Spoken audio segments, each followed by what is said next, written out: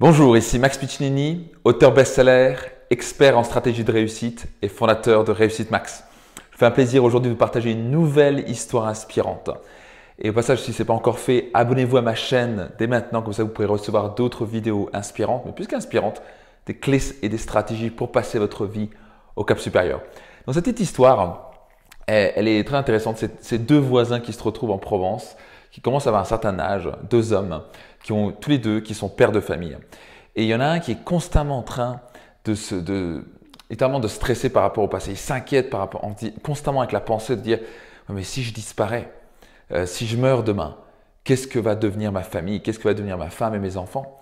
Et il est constamment stressé, il est constamment pris avec cette pensée-là.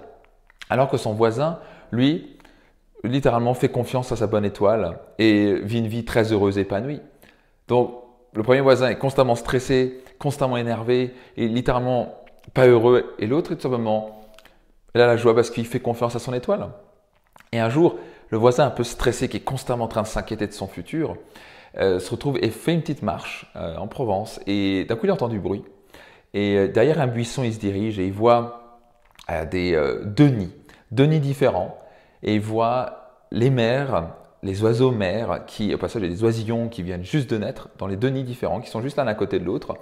Et il voit leurs mères qui viennent et qui donnent à manger directement à leurs oisillons. Et quelques minutes plus tard, alors que les becs sont ouverts des petits oisillons, ils voient un truc horrible, ils voient un vautour qui arrive, qui attaque une des mères et qui l'emmène, et qui la tue sur le champ. Et donc, une des mères disparaît. Et là, il se dit, oh mon Dieu, ça l'inquiète encore plus. Il a dit, ça va s'arriver à mes enfants, ça va être un signe, ce que je vois. Mon Dieu, ça veut dire que c'est peut-être le signe que mes enfants vont aller mal, ou que je vais partir, ou que ma mère va partir, que ma femme va partir. Il s'inquiète encore plus. Il le dit à son voisin, il fait, fais confiance à ton étoile. Et le lendemain, il refait la même marche, et il le revoit en disant, mais les oisillons, ils ont dû mourir, parce que leurs mères ont disparu. Et en fait, ce qui va être très intéressant, l'autre mère de l'autre nid donne non seulement la nourriture à ses enfants, mais va aussi nourrir les oisillons de l'autre nid. Et là, elle se dit, waouh, ça c'est quelque chose d'intéressant. Et il le raconte à son voisin en rentrant.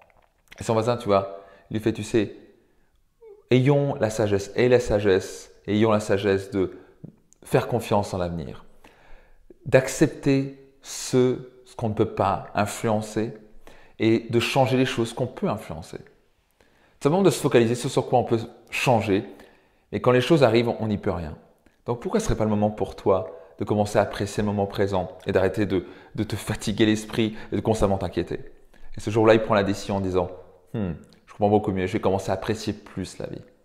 La grande question pour vous, est-ce que vous avez tendance à avoir ces pensées négatives, de toujours vous inquiéter de vos enfants, vous inquiéter de ce qui va se passer pour eux? Inquiétés, est-ce qu'ils vont avoir des bonnes notes? Est-ce qu'ils vont pas être drogués plus tard? Est-ce qu'ils vont pas aller en prison? Est-ce qu'ils vont réussir? Est-ce qu'ils vont être heureux? Il y a un nombre de pensées, d'heures et d'années qu'on peut foutre en l'air, littéralement, à penser à des pensées négatives qui ne servent à rien, qui sont juste des inquiétudes. Parce que j'ai accompagné plus de 100 000 personnes à travers plus de 24 pays dans le monde. Et littéralement, l'émotion principale que je vois à travers mes clients, les gens que j'accompagne, même des gens qui ont réussi financièrement, qui sont PDG, etc., j'accompagne même des sportifs olympiques et ce genre de choses. Mais l'émotion principale de la part des gens, c'est l'inquiétude. Et malheureusement, combien d'années vous avez déjà foutu en l'air parce que vous vous inquiétez du futur, de vos enfants, de ce qui va arriver pour eux, etc. Focalisez-vous sur quoi vous pouvez changer et influencer.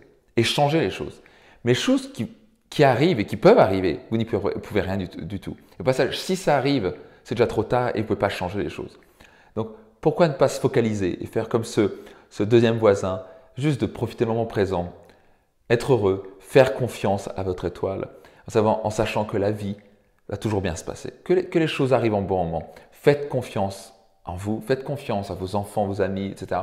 Faites confiance à la vie. Je ne suis pas en train de dire que vous devez, je sais, c'est tout. Vous devez influencer les choses que vous voulez changer, que vous dites, ça doit s'améliorer. Mais pourquoi stresser et s'inquiéter constamment de choses que vous ne pouvez absolument pas changer et que vous ne pouvez pas influencer? Ça vous permettra de libérer votre esprit, d'être beaucoup plus heureux et épanoui, pas vrai? J'espère que cette histoire vous a inspiré.